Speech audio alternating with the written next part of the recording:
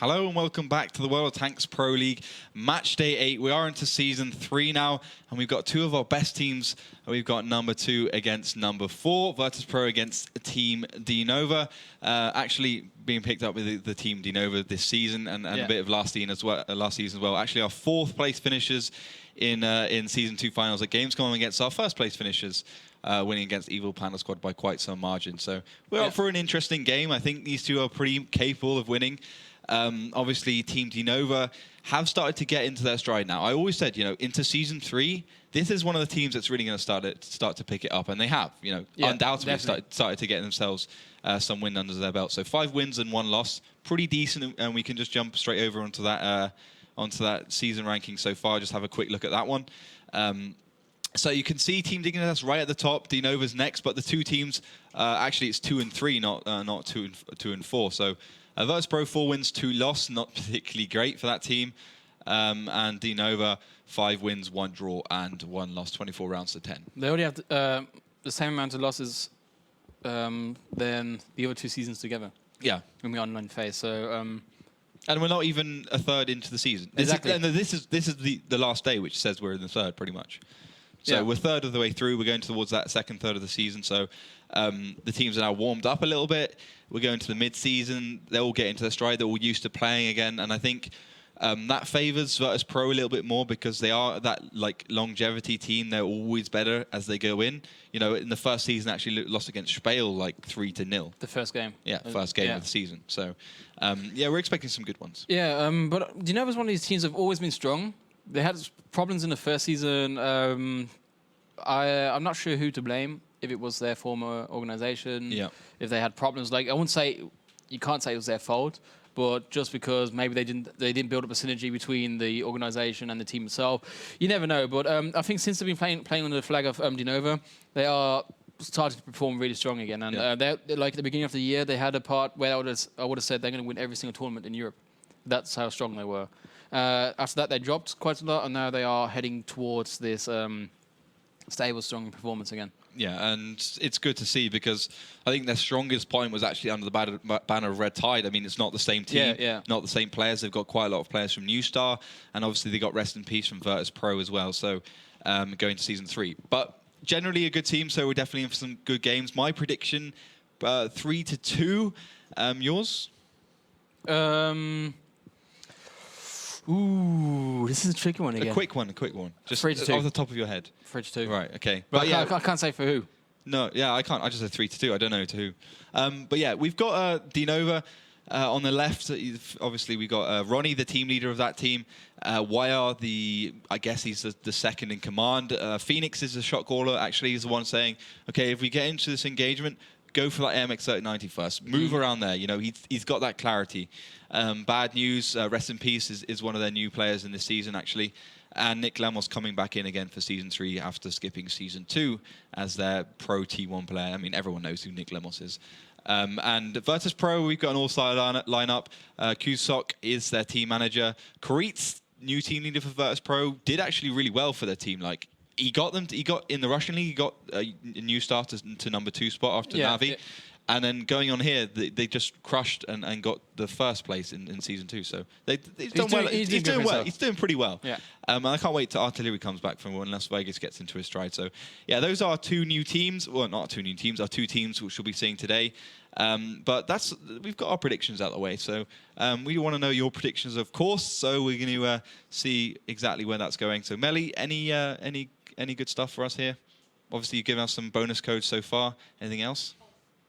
If we you keep on beginning to do. I'm the one talking, man. He doesn't want me talking. Yeah, I'm the one talking, man. You've got to put the mic up. I can't do 2 things at once. Oh yeah. He's a man. I'm not Lauren. I can't. Yes, he's a man. Multitasking is not his strength. I know. Yeah. It's okay. So, of course, we have our challenge where you have to guess the exact outcome of the following matchup to win one of 3 bonus codes. And to get the chance to win, our community is very strict about the rule set, so you have to be very clear. You have the chance of winning 1 of 3 bonus codes by guessing the exact outcome of the match. So, and of course, we will be still rewarding the 3 tweets of the day. We already have some good candidates on Twitter. If you still have the chance to get into the race of this of those bonus codes. So tweet us something nice by the use of hashtag WoT Pro League. Or if you have any questions to our 2 experts next to me, just hand them over and I will read them out and get you your answers. And of course, our Facebook 5K race is still running. We haven't managed to get 5K followers on Facebook yet. 100 missing. Still 100? No, 99. Oh, 99. We can do that, people. Head over to your browser and surf to facebook.com/WoT Pro League and give us your like. So, because by hitting the 5K, you're getting a lot of stuff, of course. 5 regular bonus codes and a big one, which will be given out amongst all likes on our Facebook page. So not only the new ones, the old ones still have the chance to win. So get your friends involved, tell them to like our page, and maybe you'll get lucky and get one of those bonus codes. So the challenge will be up in a few minutes. It will be up when you're seeing this. Magic. Magic. No. And you're a time traveler. Exactly. So let's see what you guys at home are thinking about this matchup. I'm very excited. Me too. And talking about the matchup, it looks like both teams are ready to start the picking. So let's give them the go and get right into it. Yeah, these teams have been waiting a little bit of time, so they are raring to go. So we can jump straight into picking now. I think obviously on Himmelsdorf, we're not going to see anything a little bit out of the ordinary, but you know, DeNova do like their pushing. They've pretty much started picking on every single map. I think bar, you know, Ruhenberg or something like that, or maybe I don't know, one of those kind of hybrid maps, maybe in Ensk or something. Yeah. But we can just wait for these 2 teams to start their picks. On Himmelsdorf, I'm predicting 3 IS3s, 2 MX5100s, 2 T1s. I think that's pretty much been cemented as the lineup to pick on this map. It's you know, you got the firepower. You've got the just absolute insane damage and alpha damage and ability to take damage from the RS3, and you've got the incredible autoloader from the MX5100, which just obliterates pretty much any tank in its way. So MX5100 T1 from DeNova, and that goes for Virtus.pro as well. IS3 MX5100 from DeNova, and also Virtus.pro. So mirrored picks all the way through at the moment, getting those 2 MX5100s out of the way, and obviously those 2 T1s. As well as the extra IS3 along with that. So at the moment, both teams mirrored. We wouldn't really expect anything else apart from that. I think DeNova's kind of put that 110 on their bench a little bit, even for Ensk, where they actually started to bring it out, which was the map they actually introduced the tank on. Yeah. It's not. I don't think it's done particularly well. I mean, okay, it's got plenty of frontal armor, but when you're talking about 265 penetration from that BL9, that frontal armor is almost useless anyway. So T1 IS3 from both again, making it double MX5100, double IS3, double T1. Just standard stuff. MX5100 will be the DeNova's last pick. So they're going for triple. So they're going for the triple 5100. Okay. And Virtus.pro going for the standard triple IS3, double 5100, double T1. I was actually hoping to see something crazy again. I'm a big fan of crazy stuff, and I was like hoping for a KV5. You're not really sane, so I don't know, man. And what I guess the fact that Virtus.pro's actually picked this is slightly down to the fact that they've been Cusox, who's been watching the Russian Pro League finals in Moscow. He's been the one breaking down the games with Stalker, the team captain of Team Dignitas. So they've been seeing this lineup being used on Himmelsdorf a lot. Maybe they'll copy some of the tactics as well. Maybe. Let's see what they actually learned. We can start Himmelsdorf straight away, I'd say. Just let the teams know that we're ready. Hopefully they're ready too. And then we'll kick off the next map, the first map of this best of 5 between Virtus.pro and DeNova, Himmelsdorf. Himmelsdorf. Who's the first one going to? I've always said DeNova is a very strong team on Himmelsdorf. I think it's going to go to DeNova. I think DeNova too. I mean, like the triple 5100 lineup could possibly go in there, could go badly for them if it comes down to like a one-on-one with an IS3 and a 5100. But I think the triple just gives them that extra level of firepower, you know, that extra 1.8k damage. Oh, let's see if that turns out to their favor. I'm just waiting for Ron or DeNova in general to give the go. Okay, and then maybe you were right this game. I'm right all the time, man. I'm pretty sure DeNova's going to take it. It's my favorite team. Is it? Yeah, it really is. I love seeing progression. I don't really care which players are in the team. I just like seeing a team improve, like full stop. That's right. So let's see the teams improved on Himmersdorf. Here's a short map introduction from our lovely Joe Miller, Himmersdorf. Himmelsdorf is the city maps of city maps. It's a small one, being 600 by 600 meters. There are 3 routes of attack: the hill, the banana, and the train side. The middle area is relatively easy to push, however can end up in disaster as you can be flanked from every side. The road, often called banana, allows for direct head-on assaults but requires a lot of resources. Both the railroad area and the road next to it are good routes of attack, being very open and straight. However, for those very same reasons, you can be easily caught out and taken down. The map features many densely housed areas, which provides good places for engagements and routes of attack. Teams must be aware of the various routes their opponents can take through the map, as well as the hull-down positions enemies can take throughout the entire map. The trick with Himmelsdorf is to catch an enemy tank unsupported by his teammates and then use that advantage to collapse on the entire enemy team. So, welcome into our first map of DeNova versus Virtus.pro Matchday 8. And we can see DeNova playing their normal tactic from the start. MSDNT pushing up the hill. Bad News Winnie the Pooh along that 8 line. And Rest in Peace also pushing up the hill, as well as Phoenix and YR in those two 1500s, just keeping it cool on the other side of the 8 line. And on the side of Virtus.pro, pretty much all towards that 2-3 line, which is a normal start from the north. Probably either just waiting for DeNova to push, trying to get the connecting shells through the hull down position, or doing what they are now, just going to charge straight up there. Yeah, they managed to take down a T1 on the track side really, really early. Las Vegas managed to do the early spot on the T1, and so this just opened up the side for them, and this is what they're going to do. Imelka, Breakneck, Delight, and Kuchok, backed up by Just Course, all heading down the tracks, all the way towards the cap circle. And by the looks of it, DeNova wasn't prepared for this. Did manage to then spot Breakneck. It looks like he's just on a drive-by, shooting a random shot over to Bad News and also connecting this. Unbelievable. It's just like one of these lucky shots. It was actually Imelka who managed to do this, not Breakneck, sorry. Dealing one hit, 389 damage. That's what you want to be doing. Not a bad hit shot from him at all. Maybe a little bit lucky, but luck is always... You make your own luck. Yeah, that's it. Yeah, and you know, having played this game for so long, he deserves that kind of shot. But yeah, you can see DeNova getting themselves slowly ready for this push from Virtus.pro. Two MX200 Phoenix and YR ready and waiting for Kusok. First shell connecting from YR, 266 damage, so lower than 300 average. Winnie the Pooh and Rest in Peace to the left in the IS-3 in the 5100. And finally, Bad News just there to probe in around, try and get some shells from behind. But he's got to be very careful because he could easily get caught out. And that's not what you want. You don't want to lose an IS-3 early on. Not just because of the firepower it also provides, but also because of the HP. But they don't know it's coming from behind it. Melka's there really, really open. It looks like Bad News, he can just come around and just start announcing some bad news for Virtus.pro there by connecting 1 or 2 shells into Imelka. Yeah, only Imelka because Breakneck's a bit too far forward.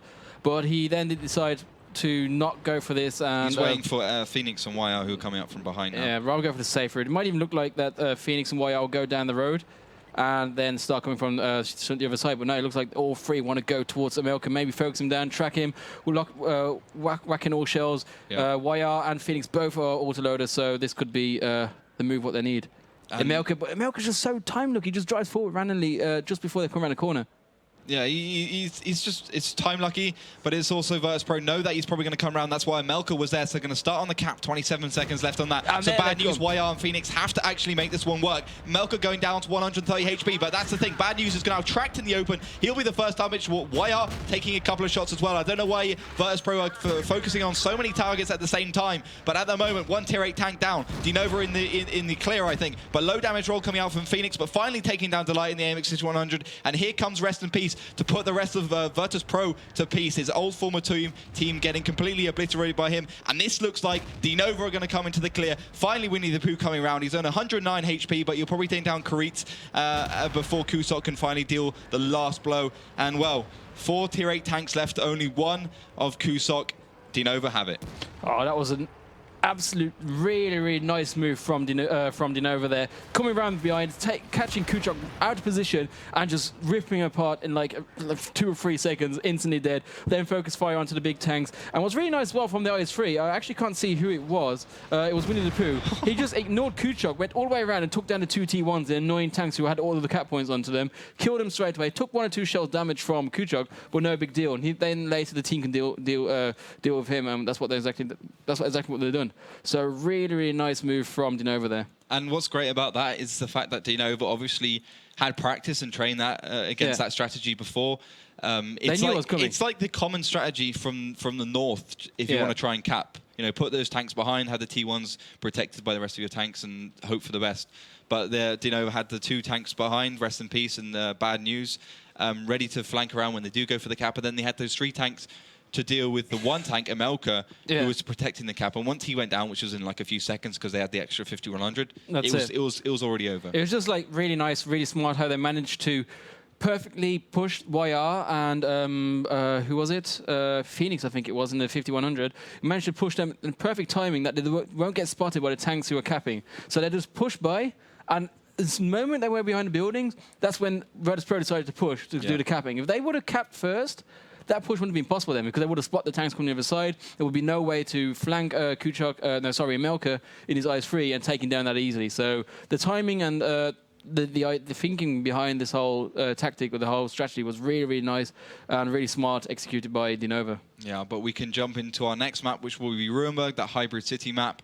And tank picking has already begun. Double T1 from Virtus.pro, T1 AMX 3090 from DeNova, T69 AMX 3090 from Virtus.pro, T69 T1 from DeNova. So just the standard pick so far. T69 AMX 3300. So these 2 teams going to go for the 50-100, which is, I mean, completely normal on Ruinberg, just having the element of damage in there. T69 is the last pick for Virtus.pro. We're not expecting a Pershing from DeNova, although they could start picking it on Ruinberg as well. Not really sure why, just because I think that T69 is just better when it comes to what usually happens at Village Brawl. I think the Pershing, or some cases, or we saw at the beginning of the league, of the season, I think, and especially at the end of the last season, was the Chinese light tank, is you want these tanks on maps where you think they're going to be very static, but you want to do some blind shots. And the best way to do blind shots is not using your autoloader, but a tank what has only 1 shell anyway. So that's where I think a Pershing or the Chinese tank or any other single shooting tank can come into play really effective. But on Ruinberg, it's a map where you don't sit around for a long time and just try some random shots on random positions, because you got the city side on the one side, so that's where it doesn't work anyway, and the village side has got too many buildings. So I think this is a better map where you want as many autoloaders or as many fast tanks as possible that you can roll as a wolf pack and just push over and roll over your enemy team. Last pick from DeNova is the extra 5100, so going for 2, really liking that 5100, which is DeNova style, I guess. They are like the first team to pick the quadruple 5100 against Red Rush when they had to play them every single go for. But it's going to either work or not work. Team WD actually managed to make it work from the south. But just because of that massive hard to drive across field you have on Ruinberg, like a 5100 being so big, it's not particularly slow, it's about as fast as a T69, but being so big, it's so easy to hit. And not that for you. Sorry. Yo, just throw that one in there, man. God damn it.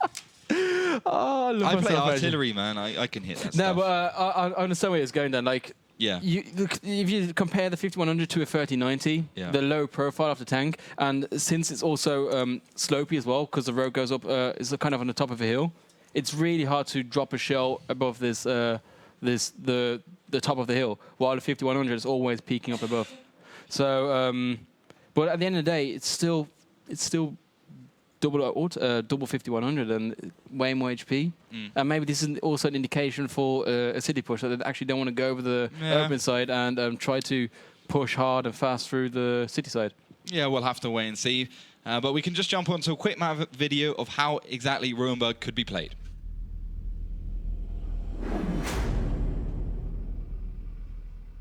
Ruinberg is one of our newest city maps, and it's fairly large, being 800 by 800 meters. There are 3 main routes of attack: the roads leading to the city, the road going through the middle, and the village area. Each of these have 2 important areas to control. The city has very large roads and plenty of opportunities for teams to flank. The long roads also provide for good sniping areas as well as corner shooting.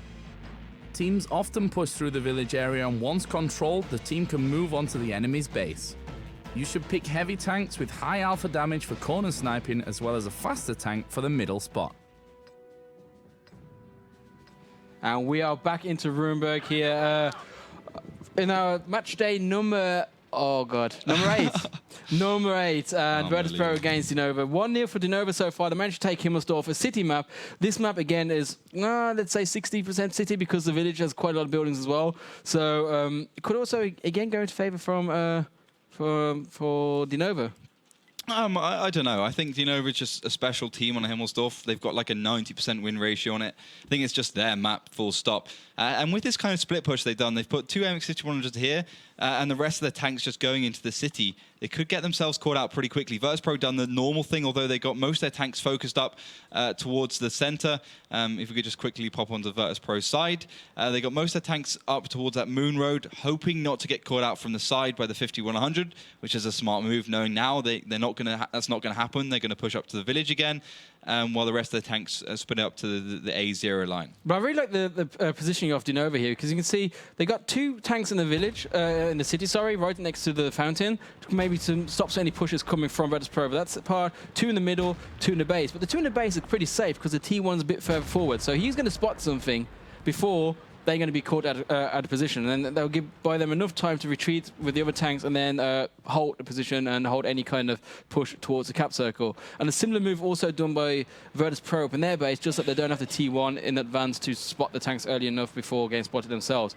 Now that they see some tanks going on here and see some action, let's go right into it. They are pulling back. DeNova's pulling all their tanks back towards the K line to defend against Just Cause, who's actually just peeking out there. But the problem what Just Cause has right now, if you can quick look onto the Virtus.pro side, he is pinned down to this position. So he has to try to go really defensive over the bushes to not take too much damage and get out there safe, what he's doing right now. So lucky him, and he can regroup with his team and then try to come from a different angle. But that's another problem with the 5100 rest in peace. Just found out the fact that he's so big also reduces the amount of camo he has, so he got spotted out. He got the first shot from Just Cause, but then the rest of Virtus.pro hit the shots when he tried to reverse, so he wouldn't get shot by Just Cause. So he's actually down to 563. So that's big trouble for DeNova. Like, if it comes to a firefight, losing more than half your health, it's just bad, and especially for no damage on the other side. And MSDNT taking another shot down and down to another one. He's actually tracked in the middle, down to 537. He can't even see the tanks that are shooting him. Down to 35 HP. I think he might actually get taken down. Getting so lucky. 2 shots bouncing on the side of the track. That's the changes to the heat ammo now affected by tracks. Those tracks now acting as spaced armor. Kurita's going to come around the corner. Ron's going to deal with him, no problem at all. And this, what looks so clever by DeNova, actually going disastrously, especially with that AMX-6200 far forwards and on its own. Yeah, so it's not looking that healthy for DeNova at the moment. Tanks down to 35 HP, 563. Also, Phoenix and DeNova, did they? No, sorry, only Phoenix took some damage there. Down to 1,100 HP. So many tanks already took a bit of damage, while on the other side we see Virtus.pro, all the tier 8 tanks, 100% HP. And as I said, if it comes down to team fight, I think even if they push a bit stupid here, like just over the open field, they still have so much of an advantage that they can just roll over DeNova. And it looks like they're going to do something similar, maybe not that reckless, but starting to regroup their team close to MSTDNT, because they know where he is. And they want to try to take him out and then just sit on the healthy tier point advantage. Yeah, they're going to really try and do as much damage as not. Just Cause actually bouncing on the side of him, but there comes the light from the side. MSDNT not managing to land a shell. And now Virtus.pro just have the advantage of both HP and also the extra tier 8 tank. And the only thing really DeNova can do is try and get back to the Virtus.pro cap and do something there. maybe put some extra pressure on, catching them from behind with the rest of the tanks when they try and stop the cap. But the thing is, they've got Las Vegas sitting there, and obviously the Virtus.pro side are already predicting that they're going to go back to the cap, so they've put the AMX 3090 towards that direction as well. So at the moment, completely in Virtus.pro's favor in almost every aspect. Yeah. But if they lose a tier 8 tank, it can easily switch. Yeah, so they know they're doing damage at the front, on the front line. So what can we do now? Head back and just defend our base. So nothing can harm us anymore. The T1 was spotted from Las Vegas. Now YR is coming in. ML could take down the T1 first. Done 1 damage towards YR and is still for HP himself. He has 3 more shells in the clip, so he can easily do enough damage to put YR down to a 1-shot and let his team do the rest of the job. Yeah, but he's connecting the shell onto the back of Amelka down to 816. And not managing to take down Las Vegas and actually missing a shell. So Amelka's going to try and get on the rotate. YR's down to only 1 shell. And he's going to try and connect that last one, but actually hitting the wall. So just some tactical and some perhaps skill-wise errors coming in. But there we go. We've got Rest in Peace in the background at 5100, ready to back him up, hitting that shell to Amelka. He's down to 509, and it just looks like the rest of Virtus.pro is just not committed to anything. They're kind of happy to try and take down YR, and that's allowed YR to get back into the fight. He's on about 50% reload. About 15 to 10 seconds left. He's going to get caught on fire down to 67 HP. That's Amelka from the side and also Kusok from the behind. And he does get taken down, so good play from him.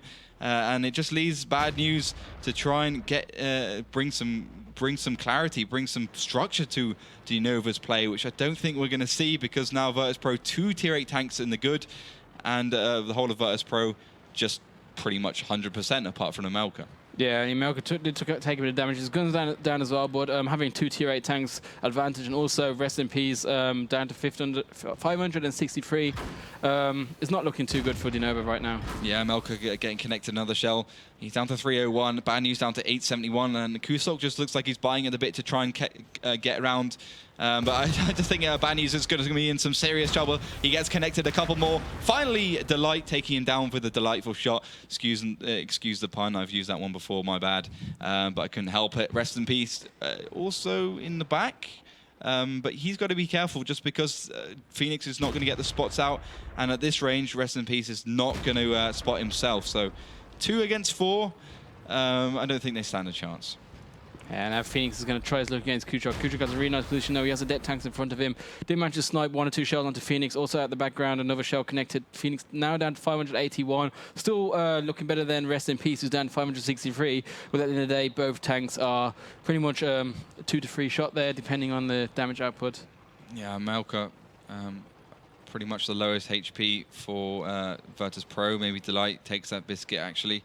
But at the end of the day, DeNova's done pretty well to come back into this one. I mean, if you look at Virtus.pro, they're actually quite damaged up, considering what advantage they had. But yeah, it's a win for Virtus.pro full stop, because they're going to put the pressure on the cap, which they've just started to do now, which is going to split up DeNova, and one of them's going to have to go back, one of them's going to have to stay, and it's just going to get horrible for them.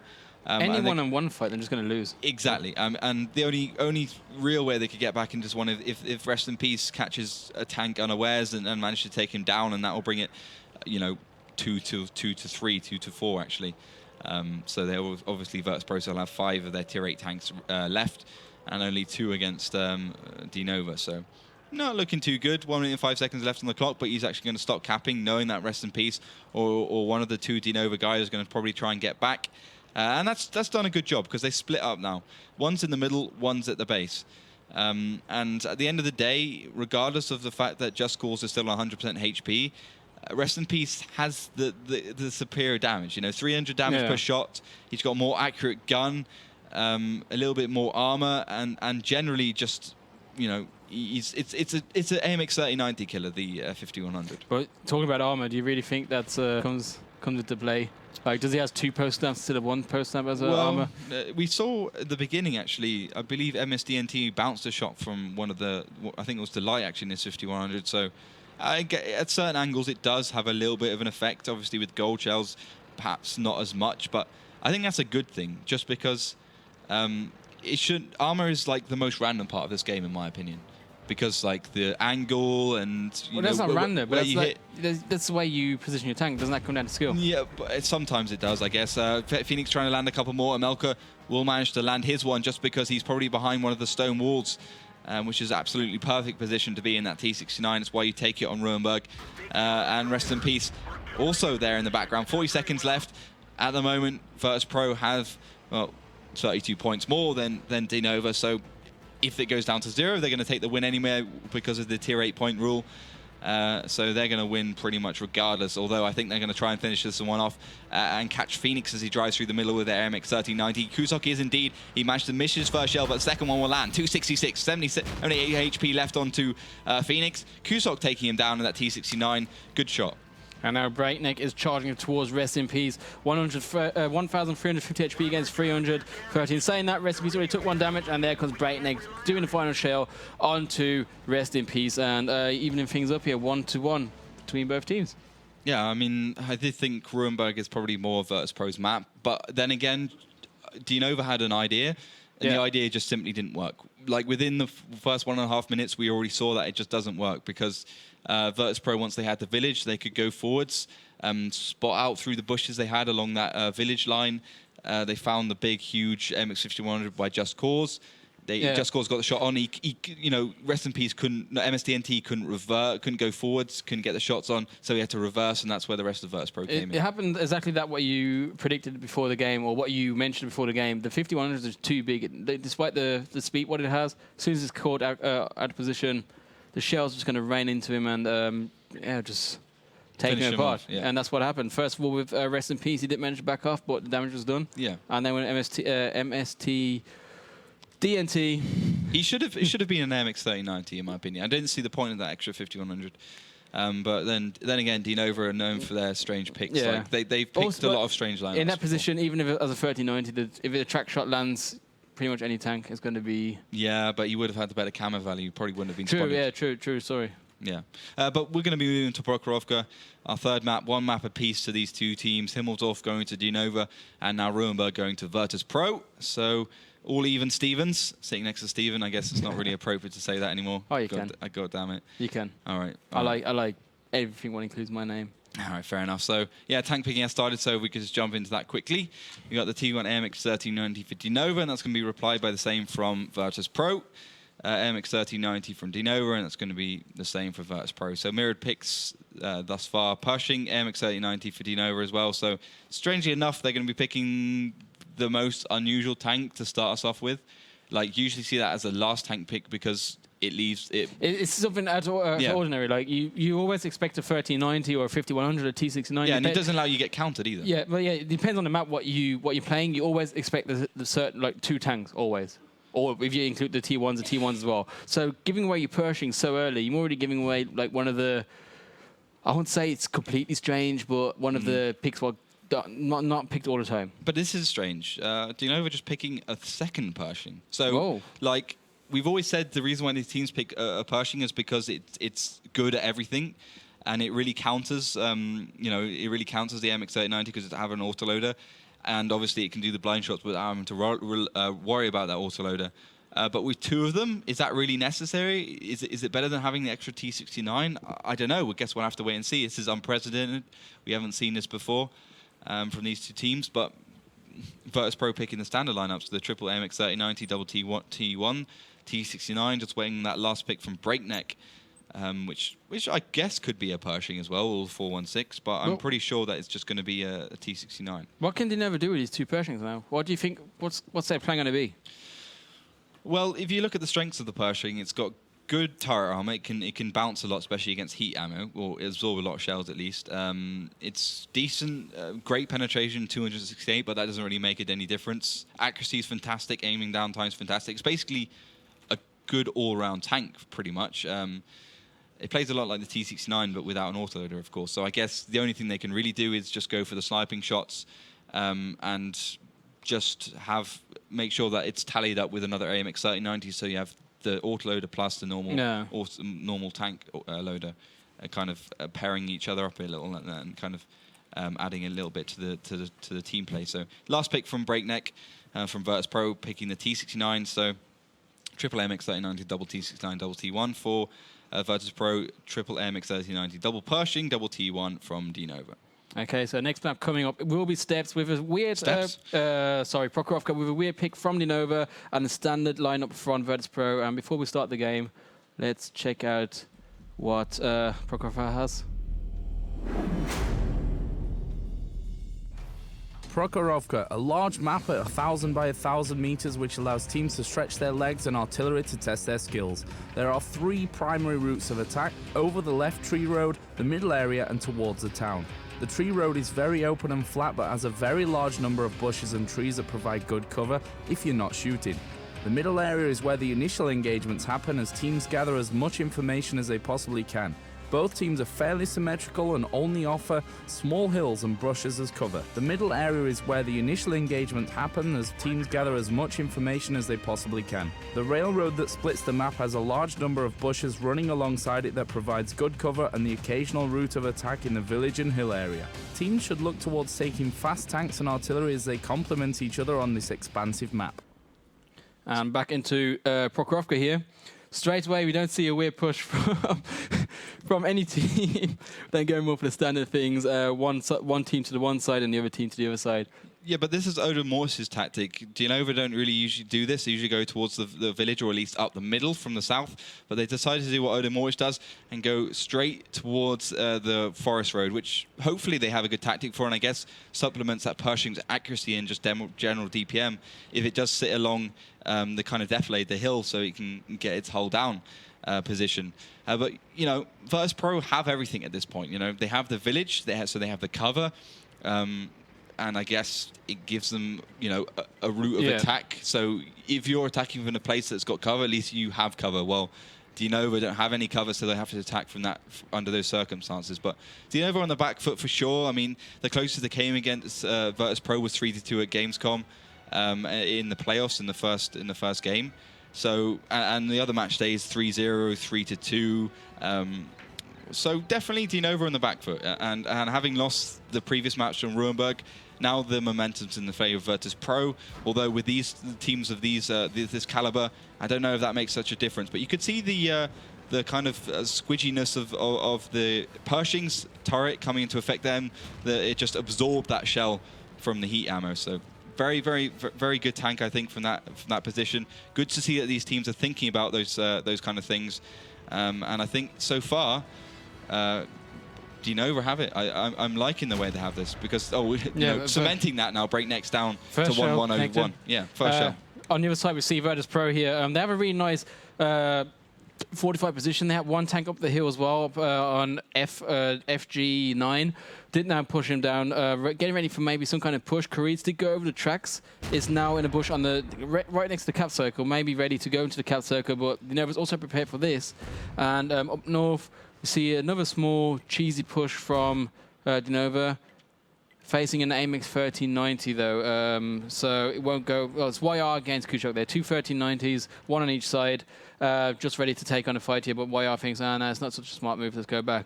And in the middle, as you already mentioned, the 2 Pershings facing a bunch of Virtus.pro players, but they just don't know how to actually deal with the situation. They've got a few options. I mean, at this point, like you can't just push from one side now. You have to see where the other teams are. You don't know how much is backing him up. You don't know how many tanks are in the south, how many tanks are actually up north. Since one tank was spotted up north on the side of Virtus.pro, so they know something is up north. What would it be? Yeah, but that's the thing. Amelka's connecting the shells down to 986 is Phoenix. And Kuzok's going to come from the side. So it's kind of a bad play from DeNova at this point, losing about half HP on this Pershing straight away, and what for what, you know? I think he's actually going to die. All for Virtus.pro have to do is collapse onto him, and this hill's going to stop the whole of DeNova from replying with anything. But I think what they're planning is to actually push a 1390 YR towards Kuchok. And the moment Kuchok wants to come over the tracks to start defending him, that's where the Pershing comes into play then, because he can start sniping over there. And I think Virtus.pro also realized this, because they're pushing everything back down. Imelka's still staying in the middle. Breakneck is 50-50. Shall he stay in the middle or go down? He's just waiting there, so he has both options open. And Kuchok, Just Cause, and Delight, all 3 AMX 1390s are all down, up north towards their cap circle. So I think they might be guessing some kind of push as well from DeNova. We'll have to wait and see for that one. It could be a good strategy, but at the moment, Virtus.pro definitely have the HP advantage and perhaps the positional advantage, with Phoenix, I think, being out of position and being easily spotted. But we'll have to wait and see. Obviously, YR is still sitting in A2, so he can provide any kind of support Phoenix might need if they do end up pushing over here with the AMX 3090 Virtus.pro, that is. You can see in the south that actually these guys are kind of aiming across the hill, and Virtus.pro sitting here and DeNova sitting here, but Virtus.pro definitely with their 2 T1s are ready to sit in that cap if any push comes from the other side. As you said, both T1s are down in the cap circle from DeNova, but what they don't know is that YR's at the top. They know something spotted Kushov up north, but I don't know it was YR and his 3090. Could also be the T1 sitting around somewhere. They might guess both T1s push up there since they killed one in the cap circle or close to the cap circle. So the other one could be somewhere nearby. That's maybe the idea what they have. That's why they're going pretty reckless up the hill. The ping did come towards YR's position, the exact position. They managed to ping him right on the spot. So they know that something's there, but they still, again, don't know what kind of tank. Phoenix still trying to get some blind shots off, taking down the house and pretty much all the cover in the middle. Now, it's a good, smart move from him, because if Virtus.pro do try and flank around from 2 sides, it will give his team plenty of opportunity and plenty of shots onto any flanking tanks. But 4 minutes and 33 seconds left on the clock. We'll have to wait if one of these two breaks the ice. And Virtus.pro do like they wanted to do that, pushing up towards the village again with their MX 3090s. If we could quickly switch onto Virtus.pro, while the rest of their tanks are pretty much sitting in that village. And we see them all coming back there. Again, as you already mentioned, there's still other 2 T1s here. We see them perfectly in position, just waiting for the right moment for the call from the team captain to go for it. Or Creeds is the team captain in one of the T1s. He's going to make the call at some point. If they see that DeNova's try to push onto their cap circle, all tanks back to defend and want the T1s into the cap circle. But now we see a push from Virtus.pro. Kushok going over to the middle towards Phoenix, already taking some damage here. And as soon as he jumps into Phoenix, he might take even more damage, since Bad News is behind him as well, ready to back up his teammates. Just caused Amelka and Breaking Neck coming from the other angle, and now we see the cap coming. That's the call I was waiting for. That is exactly the call they're waiting for, and Delight's doing a fantastic job, and I think it's all going to come down to YR being out of position in that MX 3090. Phoenix lands the shell, and he actually absorbs one from the MX 3090, but I think he's in trouble. MSDNT taking down Karit, so the cap is probably not an option for Virtus.pro anymore. Bad News trying to reply with a kill onto Kusok. He's down to 596. YR's going to come from behind. He's a bit late to the party, but he's still going to join in. Winnie the Pooh finally trying to finish off the cap. But Bad News still pretty healthy. YR on his own. Kusok's going to try and take down YR as well with Delight. Delight getting another one to the face. 658 on his AMX 1390, but I don't see how YR's going to get out of this one. Down to a one-shot now. Doing a fantastic job, though. And I can't see it. I can't see how YR's going to survive. He doesn't indeed. He gets taken down by Kusok. And now it's pretty much 5 against 2. Again, like Ruenberg.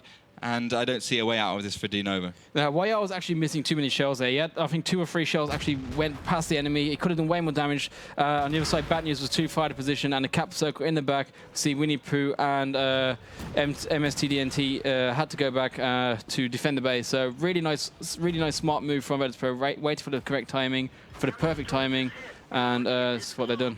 Yeah, very good play from Virtus.pro, and I think it was just a question of them just finding a way into DeNova, and the way was pretty obvious.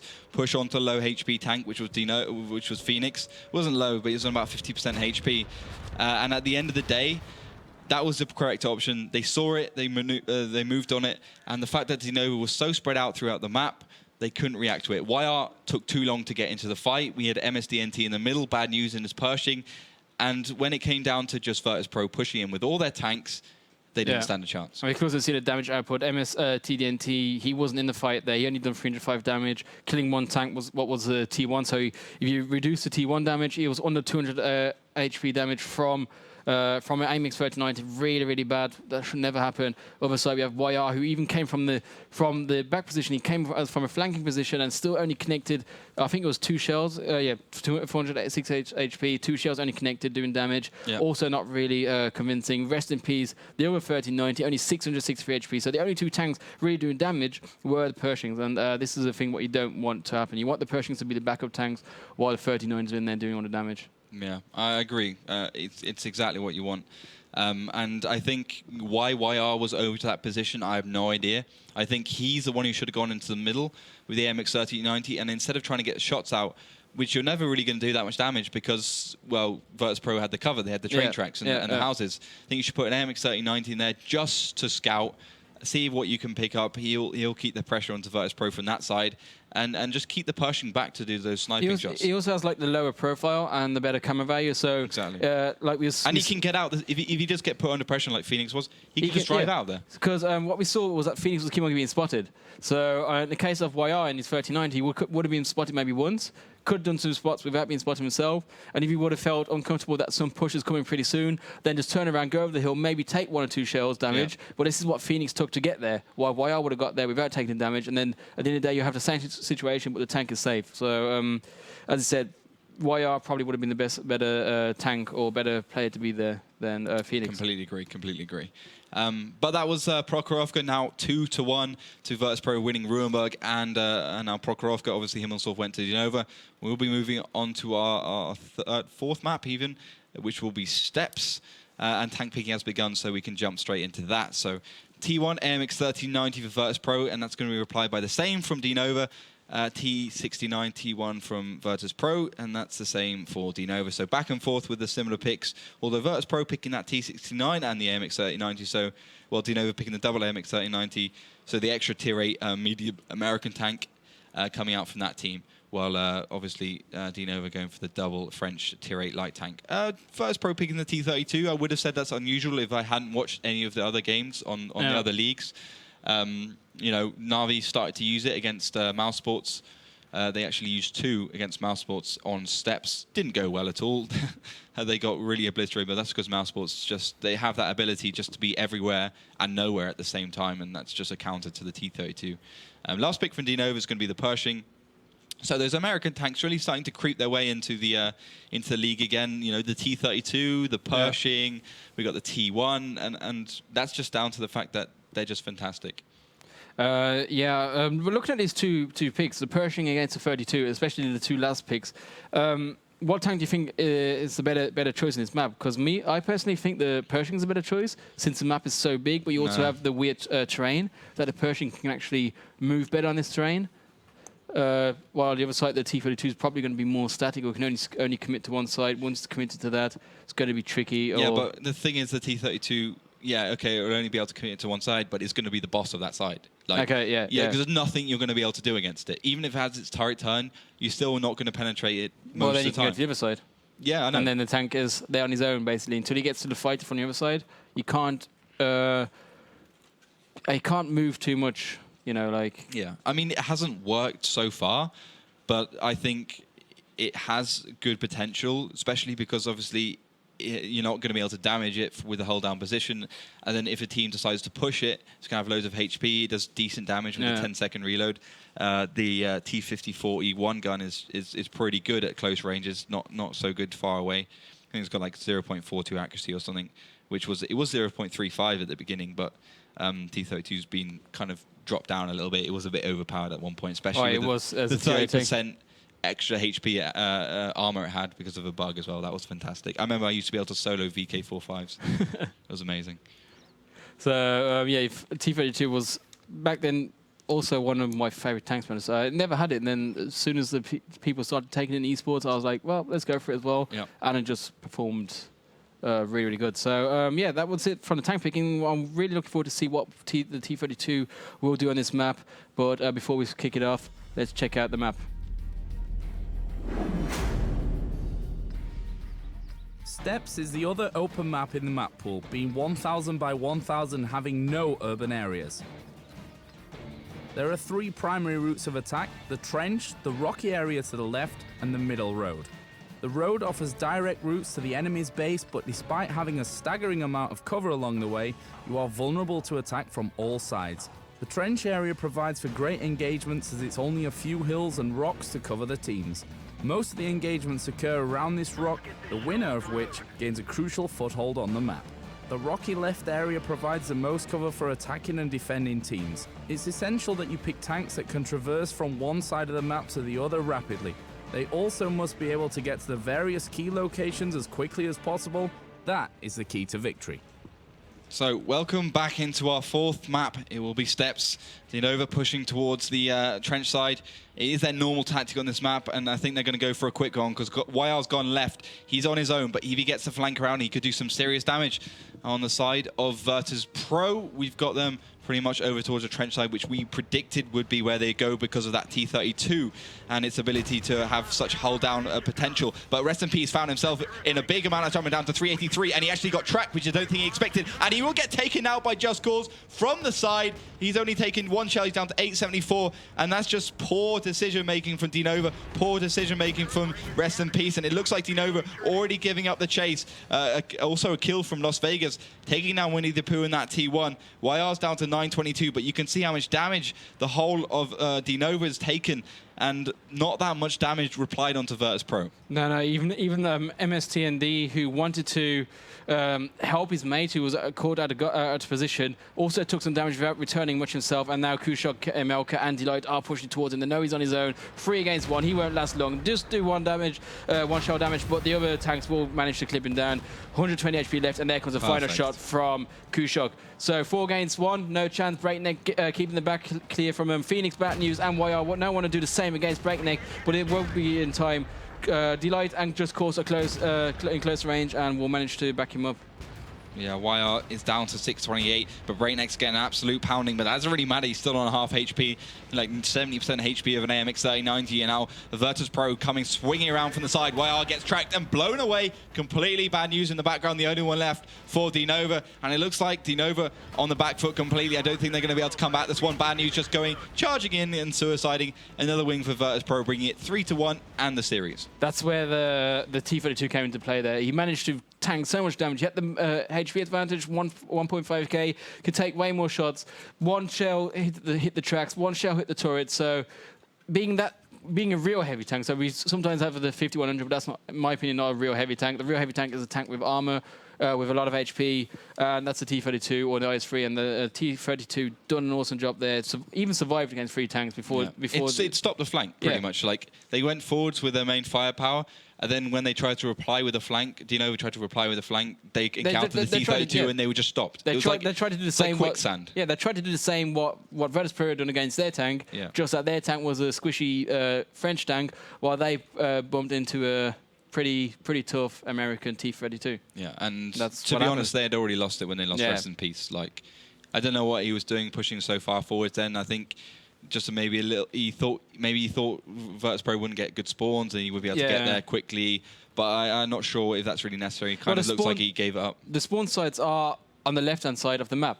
If you light tanks or medium tanks, that's where you usually spawn. So he should have known that the tank's going to spawn pretty strong. And the moment where they were spotted, he should have known there's going to be a few more tanks behind him. So that would have been the moment where I, as a captain, would have said, right, mate, come back. Let's regroup, let's come from a different angle, or let's see what they are doing. But just charging forwards and thinking, well, I can do it, I can manage it. And what annoys me most is the fact that DeNova are actually as good as Virtus.pro. Yeah. So why are they giving games away like this? I have no idea. That's it. Like, even if he would have managed to survive, the amount of damage he would have taken would have already been game deciding. Because between these two teams, you don't need tanks dead. You only need a few shells damage difference. Yeah. And that's already enough for the other team to win it. So as soon as you've done 1 or 2 damage shells, probably most likely that team's going to win the fight then. So I just don't get it why they play such sloppy games in such a important match between such an important enemy, because these are the teams that are going to be breathing down their necks. Sure. And these are the matches you want to win when it comes down, especially with the ranking what we have. If 2 teams have the same amount of points, it comes down to the mini league, and you want to be winning against the teams who will be probably in the mini league with you. Yeah. And if you don't do that, at the end of the day, it can cost you the tournament. That's what we saw in the first season. Evil Panda squad took the wins against the small teams, lost against the big teams, while the team with the same amount of points won their games against the big teams, and in the mini league gave them the slot for DreamHack. So I have to watch out, but we still have 1 map left. We play every single map in the best of 5, so final map will be mines, and our predictions still can be right. 3-2. Yeah, it could be. Look who we didn't pick a team. Oh, by the way, I said Virtus.pro. Didn't you hear at the beginning? Oh, yeah. Well, we'll go back through the VODs and see if you actually said that, because I didn't believe you did. But AMX 3090 and the T1 is coming out from DeNova. If we just jump straight into tank picking, And that's going to be the same for Virtus.pro, and DeNova going for the MX-3090 and the T1. It'll be interesting to see if Virtus.pro actually pick the T32 on Mines, which is a tank we've seen repeatedly used throughout the seasons, from Season 1 to Season 3, and it was obviously the most popular tank before that.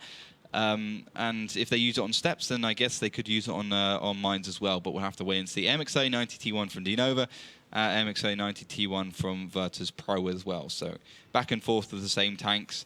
DeNova's loving this Pershing.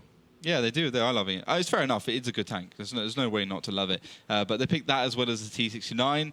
And the 5100 is the last pick from Virtus.pro, so not going for the T32, but instead going for the double AMX 5100.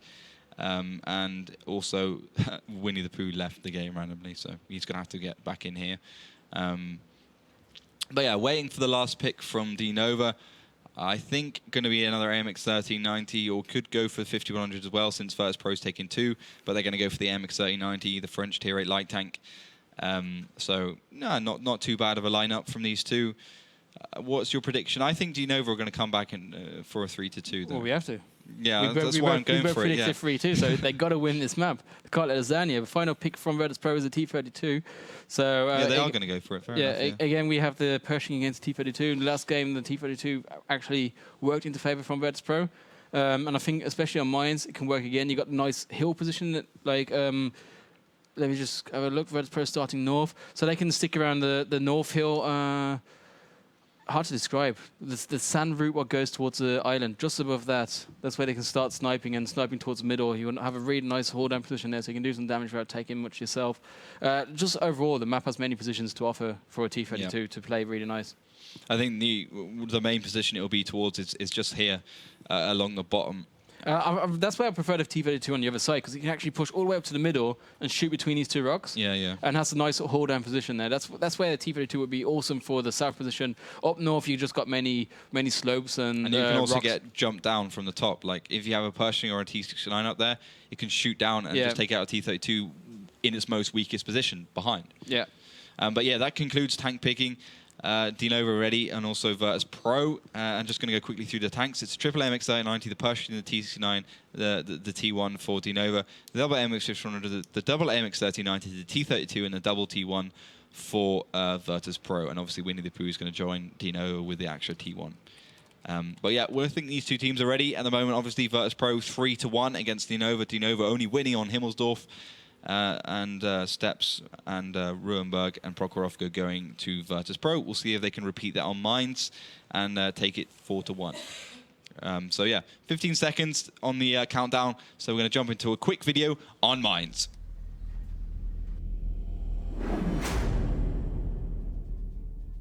Mines, the original and best World of Tanks 7-on-7 map famed for its incredible tactical opportunities. A small map being 800 by 800 meters. The map has 3 primary routes of attack: the left flank through the water, the middle area, and the town side. The key position on this map is the middle area, as it provides great firing positions and areas of attack for the team that holds it. The middle area's primary entrance is the road passing through the middle of the map. It is essential that the teams take key areas around the hill, both of which are situated just below the hill, the north side and the south side. These locations can provide for some amusing tactics. The hill isn't the only means of attack on Mines though. There's also a housing area towards the east side that has a fair few routes of attack and provides great cover for advancing tanks. The water area can be an option for teams, however the soft ground makes it very hard for tanks to traverse rapidly, but leads straight to the opponent's base. So welcome into Mines, our 5th and final map. And DeNova pushing hard up towards the hill with the Pershing. Bad news, and YR hot in pursuit of that tank. But I think Phoenix can have to retreat off that one because he has found Breakneck in the T32. First shell coming out, bouncing from Breakneck and Phoenix. And the rest of DeNova over towards the left. And I think DeNova are going to get pushed straight on by Virtus.pro. Virtus.pro with most of their firepower coming in from the top. Delight going down to 656. But the thing is, it is 4 against 2. And I think Breakneck's really going to be the one doing the damage because he's come from behind. He's also received a shell from 264. But Phoenix down to 110. He does actually finish off Delight. But Breakneck replying with a kill onto Phoenix. And that's 2-for-1 exchange for Virtus.pro. Continuing on to YR. YR gets focused down. And that's the positionings from DeNova. Once again, splitting up with most of their tanks throughout the map, not working out at all, although Breakneck down to 81 HP. That's right. Breakneck managed to tank a lot again. Rest in peace on the other side. Nearly got him down. Now Kushok coming down the hill. Going to take down Ron in his T1. What looks like Ron got away pretty lucky, but Karit's on the other side. That's it. It's just a really fast push at the beginning. Before we can even start talking about positioning, boom, WoT.pro's already over them. ML managed to even survive with full HP. They're up on the hill. And two proper tanks remaining here on the side of DeNova. MST DNT. I'm gonna train this when I'm back home. And rest in peace are the two tanks left around the island side. Rest in peace now getting focused down by Breakneck and the tanks behind him. 467 HP left on the health bar. Another shell connected. One more shell will do the job.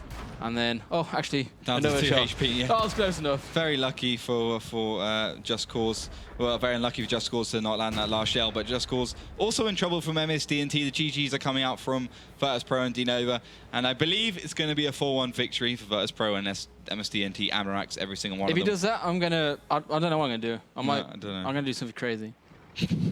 All right, fair enough. I think Kuzok's going to finish off today's proceeding. 1 versus 1, but he has the HP advantage. Down to 138 MSDNT, last shelf. Oh, he does get very lucky, though. I believe that was setting him on fire. So MSDNT finishing off in Kuzok despite not having the HP advantage, but Crete's coming from the side. The T1's going to get the kill. Nah, he's not. No one's shooting. Just so the other T1's coming in as well. I just want to let the T1 get the kill. Look how low HP most of Virtus.pro are. Only Amelko is on high HP. See, Curry's going to get the kill. Well, they didn't realize MSDNT is actually reloading, so they can do whatever they want. They should have counted the shells. But Breakneck, I think he's going to try and side scrape, take him out. Karit's, they must know he's reloading because he's not shot the T1. But yeah, fair enough. You called that one right. Karit's. ML, screw this. Boom, boom. Here comes the team kills. Now Las Vegas in there. He wants to return the fire. All we have is a no from Name Expert 90. Oh, he thought he could reload and get the kills on them. But that's just emulating your enemy. Like, all right, we already won this game. How can we just put one on top? Oh, let's get the T1 to get a kill on the tier 8 tank. So there's probably Karit shouting at his team, telling him that he's going to get. Oh, he's a team captain, right? He's going to say, if you didn't let me kill this, you might the team, man. Yeah. You could forget your prize money. It's all going in my pocket if you don't let me get this kill. Yeah. Fair enough. So Russian style. Good little plays from Virtus.pro. I think a 4-1 victory. Although I personally think DeNova, threw quite a few of those games unnecessarily. They didn't seem to try hard at all. Best example, Prokhorovka. Yeah, exactly. They didn't try hard, in my opinion. They could have definitely done better. They're capable of doing better. I think once he's that Virtus.pro's name, you sometimes just give up the chase before it's even begun. Yeah. So unfortunate, but a 4-1 victory nevertheless can't take away the skills and the general coordination. Virtus.pro playing really well. Our predictions were wrong. As usual. Yeah, as usual. Same, like throughout the whole season 1, my predictions were wrong. First stream since... This is pretty much the only stream I've got it wrong so far. No, the first stream since season 1, I done again, got it wrong. So I'm not the guy to predict. If I predict for your team, start crying. Yeah, you're just, lose. Just do the opposite. Yeah, you're just going to lose then. Yeah. Just hope that I don't predict for you, because then you lost. Yeah. So that does conclude Matchday 8 here, but we are going to be moving to Matchday 9 on Monday, where we have another few good games. But before we do that, we're just going to see what you guys thought out of these games. If you got any predictions right for Virtus.pro against DeNova, see if you won any good game keys, and if we got 5K followers on Facebook. Did we, Melly? Sadly not. No. Oh. How many were missing? Do the math, Melly. 73. Ah. It's not that much, so people, come on, maybe on Monday. Oh, we still got over 2 minutes left. We still have 2 minutes left, so head over to our Facebook page, facebook.com/WoT Pro League, and like it. We need 75. What did I say? 73 more people to like our page, and that will result in more bonus codes for you. So do it. Just do it. Never say no to a woman. Exactly. Especially not to me. She can be really angry and really mad. No, that's not true. I'm a nice person. True as well. I never be angry. Why is Tim shaking his head? We all Tim, I'm always nice to you. Stop acting like that. Any questions or anything? I'm just going to breeze over this topic. Yeah, he's just trying to say. Someone's going to get angry. That's the thing. No, we have to carry on with the. We talked into the predictions here. Tell us, Melly, who won codes, or are there any winners among the? I'm trying to get my laptop to work. Do it. Oh, 50 to 50. close one. It's pretty close. Looks like many people lost faith in Virtus.pro there because that season, 100% Virtus.pro or 90%. If you want to win a bonus code, just vote for Virtus.pro. You're probably going to safe side there. But it looks like things changed here. And exactly, and it always, it mostly predicted, the people at home mostly predicted a very close game. So... Yeah, I mean, it's not a bad call, to be honest, but... Yeah, two strong teams. Yeah, equally capable of beating each other on any day, but I think, as I said before, DeNova just came out on top on that one. But any questions, anything else? Yes. Okay. Why are you asking for the questions? Well, because they're important, Stephen, and only because you don't, you can't answer a single one of them. I can, I just don't want to show him off that I know it better than him. Yeah. It's going to happen, right? No, that's... It will. I have a good question, actually, but right, that's sadly no one we can answer, because TJ wanted to know if it's considered to add dynamic weather to the maps. Actually, I read something in the forum about that it's them thinking about it. There's nothing confirmed, because it's only things I picked up in the forum as well. It was somebody from Wargaming, can't remember who it was, but as far as I know, they're thinking about it. Yeah, they're definitely going to do day and night maps. But and not sure when it clouds and stuff. Yeah. And by adding rain, snow, and sunshine, which influences, of course, the view, range, and everything, I would love would that be a good idea?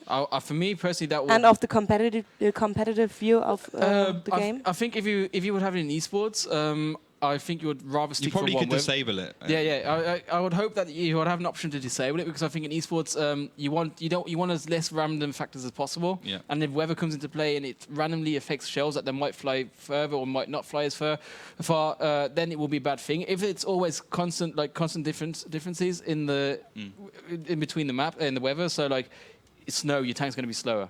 Full stop, maybe something like that. That it's always the same. It's not random. Then maybe could be something for esports, but overall for the game itself, to add another feature to the game to make it something, just to add something to the game. I think weather effects could be really, really nice. Night effects as well, so you got different view ranges. Yeah. Just also the flare, like having a night fight. It's just, I just imagine it being really, really insane and really tense. That you're sitting in your tank, everything's dark. All of a sudden, you just see the front of a tank, just like a small red pop-up thing, and you just know, oh crap, this shell's coming towards me. Something like that. I can really imagine it's going to be really. That sounds really dramatic. Yeah, I just really think that it could add a really nice feature to the game. And weather itself, like go for a snowstorm, a sandstorm, or really windy. Where wind won't affect, like maybe affect the shell or the flight of the shell. Or something. Yeah, like if you shoot towards the wind, you can shoot further, or if you shoot against the wind, it's gonna slow down your shell. You have a lower penetration. I could imagine some fun public games on that map. You should become a developer, man. Games of it. I got really, man. I got ideas in my head. Some might say I'm a Dice. If you're looking for your man, here he is. No, not Dice. Wargaming. Okay. So next question. I want to make my game better. You know. All right. Screw the other games. Next game. Next question. Look at her. Why do they keep using the T1 Cunningham? Doesn't the Leichtraktor have more view range? That's one thing I could never. What? I couldn't answer myself. I like the question. Why Cunningham over the Leichtraktor? Because the Leichtraktor has a high penetration. But it's not as fast. But it can do damage against the French. It's only 7 km/h. But look at her. She's a freaking expert here. Melly, tell us why should they take the T1 Cunningham? No, I don't know. I like both, but. Well, if I have to answer it, I think it's probably just because the horsepower per ton is faster on the T1, and 1 versus 1, a T1's always going to win because it's a Spano gun. Okay, it's got 11 seconds reload, but like it's gonna pretty much one shot within that autoloader every single other T1. I mean, okay, like a Leichtraktor can. What's it? What? Is it Leichtraktor? Yeah. A low tractor can do a lot more damage to a French tank because it's got a better gun. But is that what you get? Is that what you aim for with a T1? Your T1 is not for fights, there, right? Your T1 has other jobs. Yeah, it has a lot. It's a lot more versatile. Well, like then on the other side, let's say on a map like Himmelsdorf, where the T1s usually come from the other side, or you have many fights where, or maybe not even Himmelsdorf. No, it will only be on a map like something where T1s are completely useless, where you use a Leichtraktor, where like steps or something. Yeah, where I think it could be good was on Ensk, because as I had to play the T1 during the WCG in China, I had to play. Not surprised. And I was testing on Ensk, and if you come down the right-hand side of Ensk, stick in a bush, they start defending their base. and then your tanks come from the other side. I'd done so much damage just whacking my shells at the back of its French tank. And if I would have been in a T1 Light Tractor, I could actually even do more damage. I could have done 300-400 damage. Yeah. And that's a one shot off. Take notes, Virtus.pro, Navi, Team Dignitas, you should learn from the expert. all take notes from this guy here. Look at her. Yeah. What was that with sarcasm? Huh? No, it wasn't sarcasm. It was facts. Okay, so overall, the T1 suits the role of a tier 1 tank better than a Light Tractor. Okay. Pansy, please come back. Why? The synergy between us two is awesome. Right. I can't. Any more? Well, last question of the night, yes. What is your opinion on Pershing line against the T69 line? Tomix doesn't know which one to choose. Well, the nice thing about the Pershing line is you have the M4 Sherman, which with that derp gun is just mental. It just like one-shots everything of its own tier if you use heat ammo. So that's always fun. And I think generally the Pershing, because it is such a good all-rounder, is easier to play in random battles. But if you're good at autoloaders, the T69 is absolutely uber. It's just amazing. I love it. So it's about personal preference as opposed to anything else. I think the T69 line is more for advanced players because you have everything in there. You have light tanks. You start off with light tank. T71. You go over to the medium tank. T69. And then you go over to the heavy tank. Yeah. I would say the T57 is, in my opinion, one of the best heavy tanks at the moment in the game. It is the best heavy tank. Yeah. Like there's the 4 shells and the damage output and the way it moves, the way it can, the maneuverability of the tank. I'd say the T57 is just sick. But again, to come back to it, like I think you have to have experience with all tanks, because you have to play, you have to go through all. Some might say it's good for learning all tanks because you have to go through all, but these tanks are special tanks in my opinion. The autoloaders are really strong tanks and can just make a difference in the game. So in my opinion, it's better if you already know the game, you know all the tank types, and then play through these tanks, and then you're going to enjoy them more if you start off as a new player, go for this line. You're going to maybe enjoy it, but not as much of it as you can actually know how to use these tanks. Thank you very much. Well, thank you at home for getting involved, for sending us our messages, for sending us our questions, opinions, whatever. You make my job very easy. It was fun. Thank you. And that's all from me. See us on Monday, I guess. And I will announce the rest of the winners later. Okay, then. So 2 awesome games today. Many, many more coming. Heading up towards us. Okay. So try. Cool. Don't know. Okay. For me, it's actually just a one-time thing, maybe. Yeah. I enjoyed it quite a lot. Yeah. It was great fun. It's been an experience. Yeah. Please let us know on WoT Pro League on the Twitter if you've enjoyed having Steven, aka Hodor, next to me, or if you prefer to have Steven and Pansy, or perhaps Steven and Melly instead of me. That's the question. What about Steve? What about you and Lauren? That's not an option. No. Well, that we already know how good that is. We don't need to question that at all. But yeah, it's been an interesting match day. We've had Spale come out on top against 1SPB Lanska Fantasia, and our second game was Virtus.pro coming out against DeNova 4-1. So generally, the teams we expected to win did end up winning on Matchday 8. But we have Matchday 9 coming out on Monday. We have a few more good games. So before that, just get on our WoTProLeague.com and also our Facebooks and Twitter. Get us liking and tweeting and see what your predictions are for Monday. You can find all the upcoming match on ESL.eu/EU/WOT, and then just click on the menu above on the Pro League menu. So yeah, that's all our games over today. Hope you enjoyed it. We enjoyed it a lot. Might see Steven back at some point. Maybe. Might not. Hopefully. Probably not. If not, you'll see me every now and then at the beginning of a show in the overview camera, just showing off how awesome I am in that. Yeah. Well, we'll see about that. We might just keep you out the studios full stop and not give you the key and throw it in the river. Well, we'll have to wait and see. At least me and Melly will be back on Monday. So hope you enjoyed today's match days. We did. See you on Monday.